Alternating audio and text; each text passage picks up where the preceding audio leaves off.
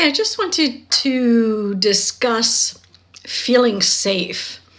So many of us today are reluctant to tell our friends certain things or totally show up as ourselves and feel comfortable saying what's on our mind because there is that element that we might be judged or we might get punished.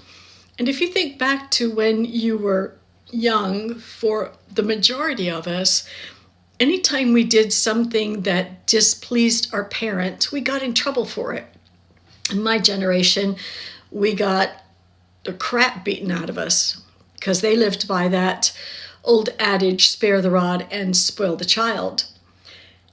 And if you think about that, these, our mom and dad, those are the two people that we trusted the most, that we looked up to for protection and support and for them to take care of us, especially when we were young. And yet, at every turn, we were being punished for just being ourselves and for not living up to their expectations.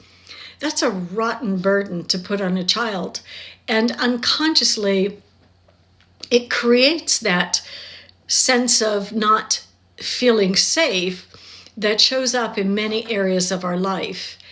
And while our parents may have let us down, it's time to let that feeling of unsafe go and recognize that now that you're an adult or more mature, that you have the right to show up as yourself. You have the right to say no to things that don't work for you and yes to the things that you do want. And no one can punish you for it now. So the invitation is to be mindful of that. When somebody says something and you don't like it and you find yourself ready to say yes, take a breather and find out what it is you're believing underneath that will cause you to say yes to something that you really want to say no to. What are you afraid of? What are you thinking the other person might think or do to you? And who cares? You have no control over them anyhow. So do everything you can now to make yourself feel safe at every level. And watch how your relationships start to show up differently as you show up differently.